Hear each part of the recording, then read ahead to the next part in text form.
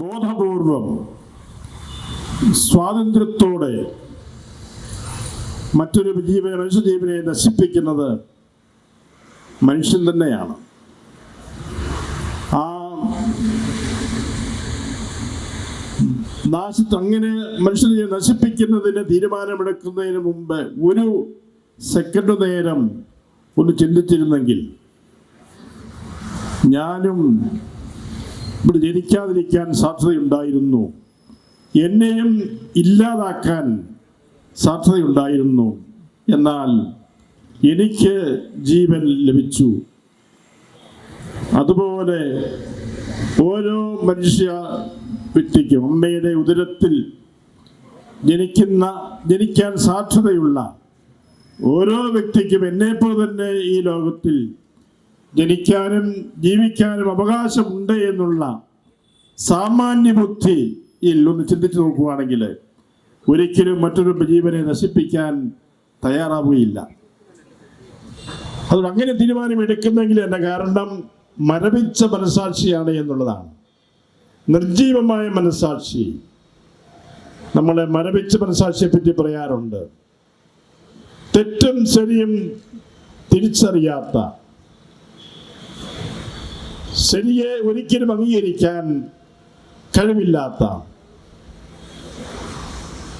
മരവിച്ച മനുഷ്യ മനസ്സാക്ഷി. അങ്ങനെയുള്ള അതിൻ്റെ ഉടമകൾക്ക് മാത്രമേ മറ്റൊരു ജീവനെ നശിപ്പിക്കാൻ ബോധപൂർവം സഹകരിക്കാൻ സാധിക്കുകയുള്ളൂ. പക്ഷേ അതാണ് ഇന്ന് നമ്മുടെ ഈ മനുഷ്യജാതിയിൽ നടക്കുന്ന ഏറ്റവും ഭീകരമായ, ഏറ്റവും സ്നേഹശൂന്യമായ പ്രവൃത്തി എന്ന് നമുക്ക് പറയാതിരിക്കുവാൻ സാധിക്കുകയില്ല. ഏതെല്ലാം തരത്തിലാണ് മനുഷ്യജീവൻ അപകടത്തിൽപ്പെടുന്നത്? പല കാര്യങ്ങളെ ഇവിടെ ക്ലീറ്റസ് സൂചിപ്പിക്കുകയുണ്ടായി. മനുഷ്യജീവൻ നഷ്ടപ്പെടുത്തുവാൻ പ്രേരിപ്പിക്കുന്ന പല ഘടകങ്ങളുണ്ട്. ഒന്നാമതായിട്ട്, അല്ലെങ്കിൽ ഏറ്റവും ഉപരിയായിട്ട്, മനുഷ്യന്റെ ധാർമ്മിക ബോധം നഷ്ടപ്പെട്ടിരിക്കുന്നു എന്നുള്ളതാണ്. മനുഷ്യനൊരു ധാർമ്മിക മനുഷ്യനാണ്. ആ ധാർമ്മിക ബോധം നഷ്ടപ്പെട്ടാൽ അവൻ മനുഷ്യനല്ലാതായി തീരുകയാണ്. അങ്ങനെ മനുഷ്യത്വം നശിച്ച ആ മനസാക്ഷിയാണ് ജീവനെ നശിപ്പിക്കുന്നതിന് കാരണമായി തീരുന്നത്. ധാർമ്മിക ബോധമില്ലാത്ത മനസ്സ്, അതാണ് ഏറ്റവും വലിയ അപകടം എന്ന് പറയുന്നത്. മനുഷ്യന്റെ സുഖലോലുപത, ആഡംബരഭ്രമം, അലസത തുടങ്ങിയവയെല്ലാം മനുഷ്യജീവനെതിരായുള്ള ബാധ്യതകൾ നിരത്തുവാൻ അവൻ ഉപയോഗിക്കാറുണ്ട്. എനിക്ക് ഈ മക്കളെ ജനിപ്പിച്ച് വളർത്തുവാൻ ശക്തിയില്ല, എനിക്ക് സാമ്പത്തികമില്ല, എനിക്ക് ബുദ്ധിമുട്ടാണ് എന്നൊക്കെ പറയുന്നതിൻ്റെ എല്ലാം പിന്നിൽ വളരെയേറെ ഈ ആഡംബര ജീവിതത്തിനുള്ള ആഗ്രഹം, അതുപോലെ തന്നെ സാധ്യതകളെ കണ്ടെത്തുവാനും അത് ഉപയോഗപ്പെടുത്തുവാനുമുള്ള അലസത, ഇതൊക്കെ അതിന് പ്രേരകമായി തീരുന്നുണ്ട്. അങ്ങനെ സ്വാർത്ഥപരമായ ചിന്ത, എനിക്ക് സുഖമായി ജീവിക്കണം, മറ്റുള്ളവരുടെ കാര്യം ഞാൻ ശ്രദ്ധിക്കേണ്ട കാര്യമില്ല എന്നുള്ള ആ ഒരു മനോഭാവം, സങ്കുചിതമായ സ്വാർത്ഥപരമായ മനോഭാവം, അത് മനുഷ്യജീവനെതിരെ പ്രവർത്തിക്കുവാൻ ഒരുവന് പ്രേരണ നൽകുകയാണ്. പല രീതിയിൽ ഇന്ന് നമ്മുടെ സമൂഹം, നമ്മുടെ നാട് ജീവനെ നശിപ്പിക്കുന്നതിനെ കൂട്ടുനിൽക്കുന്നു എന്ന കാര്യം ഇവിടെ സൂചിപ്പിക്കുകയുണ്ടായി. കോടതി പോലും ആ രീതിയിൽ ചിന്തിക്കുക എന്ന് പറയുമ്പോൾ അത് ഒരു രാജ്യത്തിൻ്റെ, ഒരു സമൂഹത്തിൻ്റെ അധപ്പതനത്തെ സൂചിപ്പിക്കുകയാണ് ചെയ്യുന്നത്. ധാർമ്മികമായ അധപ്പതനം. നമുക്കറിയാം, ധാർമ്മികമായ അധപ്പതിക്കുന്ന ഒരു സമൂഹവും നിലനിൽക്കുകയില്ല, അധികം നാൾ നിലനിൽക്കുകയില്ല. അങ്ങനെയുള്ള അപകടത്തിലേക്ക് ആണോ നമ്മൾ ചെന്ന് കയറുന്നത് എന്ന് നമ്മൾ ചിന്തിക്കേണ്ടതായിട്ടുണ്ട്. മനുഷ്യൻ, നമ്മളെല്ലാവരും ദൈവത്തിൽ വിശ്വസിക്കുന്നവരാണ്. അങ്ങനെയാണെങ്കിൽ ദൈവം നമുക്ക് നൽകിയ ഏറ്റവും വിലപ്പെട്ട സമ്മാനമാണ് നമ്മുടെ ജീവൻ എന്ന് പറയുന്നത്. എനിക്ക് ഏറ്റവും വിലപ്പെട്ടത് എൻ്റെ ജീവനാണെങ്കിൽ എൻ്റെ ജീവൻ സംരക്ഷിക്കുന്നതിന് എനിക്ക് എന്നും അവകാശമുണ്ടെങ്കിൽ ആ അവകാശം മറ്റേതൊരു വ്യക്തിക്കും ഉണ്ട് എന്ന് അംഗീകരിക്കാൻ നമുക്ക് സാധിക്കണം. എൻ്റെ ജീവന് വിലയുണ്ടെങ്കിൽ മറ്റേതൊരു വ്യക്തിയുടെ ജീവന് വിലയുണ്ട്. അത് അമ്മയുടെ ഉദരത്തിലായിരിക്കാം, ജനിച്ചയാളായിരിക്കാം, വികലാംഗനായിരിക്കാം, ബുദ്ധിമാന്ദ്യമുള്ളയാളായിരിക്കാം.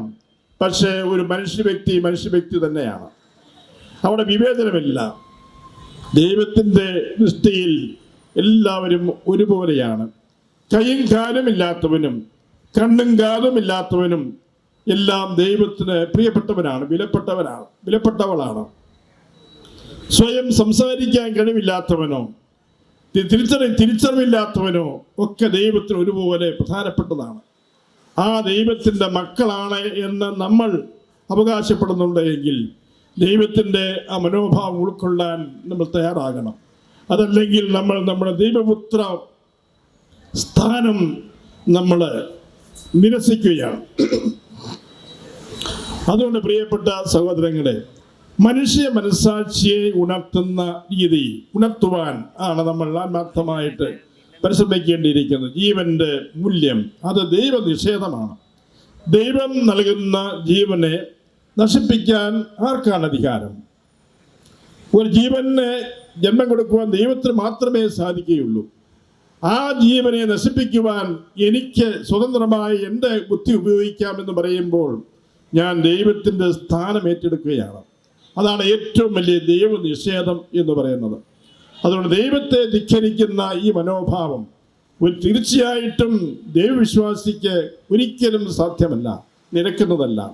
നമ്മൾ ദൈവവിശ്വാസികളാണ് എങ്കിൽ ജീവനെതിരായ ഒരു പ്രവൃത്തിയിലും ഒരു ചിന്ത പോലും നമ്മളിൽ ഉണ്ടാകാൻ പാടില്ല. അതാണ് നമ്മൾ ആ സന്ദേശമാണ് നമ്മൾ ലോകത്ത് നൽകേണ്ടിയിരിക്കുന്നത്. ദൈവവിശ്വാസികൾക്ക് ഒരിക്കലും മറ്റൊരു ജീവനെ നശിപ്പിക്കാൻ അവകാശമില്ല, അവന് സാധിക്കുകയില്ല. അത്തരത്തിലുള്ള വിശ്വാസത്തിൻ്റെ ആ ഒരു മൂല്യം, ഈശ്വര വിശ്വാസത്തിൻ്റെ ആ ഒരു മൂല്യം ലോകത്തിന് പകർന്നു കൊടുക്കണം. അത് നഷ്ടപ്പെടുന്നതാണ് ഇന്നത്തെ ഏറ്റവും വലിയ അപകടം എന്ന് പറയുന്നത്. പുറമേ എല്ലാവരും ഈശ്വര വിശ്വാസികളാണെന്ന് തോന്നിയേക്കാം, പക്ഷേ പ്രായോഗിക നിരീശ്വരത്വമാണ് ഇതിന് പിന്നിലുള്ളത്. പുറമേ ദൈവവിശ്വാസികളാണ്, പക്ഷേ അത് ജീവിക്കുന്നില്ല, അതിന് വില കൊടുക്കുന്നില്ല. അങ്ങനെ വില കൊടുക്കാത്തത് കൊണ്ടാണ് ഇതുപോലെയുള്ള പ്രവർത്തനം ചെയ്യുവാൻ സാധിക്കുന്നത്. ആത്മാർത്ഥമായ ദൈവത്തിൽ വിശ്വസിക്കുകയും ആ വിശ്വാസം ഉറക്കെ പ്രഘോഷിക്കുകയും ചെയ്യുന്ന ഒരു വ്യക്തിയെ സംബന്ധിച്ചിടത്തോളം ജീവനെ നശിപ്പിക്കാൻ സാധിക്കുകയില്ല. അതുകൊണ്ട് ഇന്നത്തെ വലിയൊരു കെടുതിയാണ് ഈ പ്രായോഗിക നിരീശ്വരത്വം എന്ന് പറയുന്നത്. യഥാർത്ഥത്തിൽ ഉള്ളിൻ്റെ ഉള്ളിൽ ആ ദൈവവിശ്വാസം ഇല്ല എന്നുള്ളതാണ് എൻ്റെ അർത്ഥം.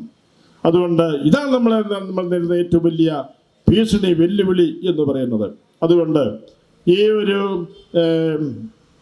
ഈ പ്രോ ലൈഫ് മനുഷ്യജീവന് വേണ്ടിയുള്ള എല്ലാ പ്രവർത്തനങ്ങളും ഒരു ദൈവാരാധനയാണ് എന്ന് ഞാൻ പറയുവാൻ സാധിക്കും. ദൈവാരാധനയാണ്. കാരണം ദൈവത്തിൻ്റെ ഹിതം എന്താണോ അത് നിറവേറ്റുവാൻ ആത്മാർത്ഥമായി ശ്രമിക്കുന്നതാണ് അടിസ്ഥാനപരമായിട്ടും ദൈവാരാധന എന്ന് പറയുന്നത്. ദൈവഹിതം നിറവേറ്റുന്നതാണ് ദൈവാരാധന എന്ന് പറയുന്നത്. അങ്ങനെയാണെങ്കിൽ മനുഷ്യജീവൻ എന്ന് പറയുന്നത് ദൈവത്തിന് ഏറ്റവും പ്രിയപ്പെട്ടതാണ്. അതുകൊണ്ട് തന്നെയാണ് ദൈവം മനുഷ്യനെ സൃഷ്ടിച്ചതിന് ശേഷം ആദ്യമായി നൽകിയ കൽപ്പന ഇത് തന്നെയാണ്. മറ്റെല്ലാ കൽപ്പനകൾക്കും മുന്നോടിയായിട്ട് ദൈവം നൽകിയ കൽപ്പന ഇതാണ്: നിങ്ങൾ വർദ്ധിച്ച് പെരുകുവിൻ. ഇതാണ് മനുഷ്യരുടെ ആദ്യത്തെ കൽപ്പന. നിങ്ങൾ വർദ്ധിച്ച് പെരുകുവിൻ. അതിൻ്റെ അർത്ഥം എന്താണ്? മനുഷ്യജീവൻ അതിനു വേണ്ടിയാണല്ലോ ദൈവം മനുഷ്യനെ സ്ത്രീയും പുരുഷനുമായി സൃഷ്ടിച്ചത്. ജീവൻ ഉൽപ്പാദിപ്പിക്കാൻ വേണ്ടിയാണ് സ്ത്രീയും പുരുഷനുമായി മനുഷ്യനെ ദൈവം സൃഷ്ടിച്ചത്. അപ്പോൾ ദൈവത്തിൻ്റെ ഹിതം എന്താണ് എന്ന് നമുക്ക് വ്യക്തമായി മനസ്സിലാക്കാൻ സാധിക്കും. അത് മനുഷ്യൻ ഈ ലോകത്തിൽ ജനിക്കണം. അവനെ ജനിപ്പിക്കുവാനുള്ള കഴിവ് ദൈവം മനുഷ്യന് നൽകിയിരിക്കുന്നു. അത് വേണ്ട രീതിയിൽ വിനിയോഗിക്കാൻ സാധിക്കണം. അതാണ് ദൈവത്തിൻ്റെ ഹിതം. അതുകൊണ്ട് ആ മനുഷ്യജീവന് വേണ്ടിയുള്ള മനുഷ്യജീവന്റെ നന്മയ്ക്ക് വേണ്ടി, അതിന് സംരക്ഷണത്തിന് വേണ്ടിയുള്ള ന്യായമായ ഒരു പ്രവൃത്തിയും ദൈവാരാധനയാണ് എന്ന് പറയുവാൻ സാധിക്കും.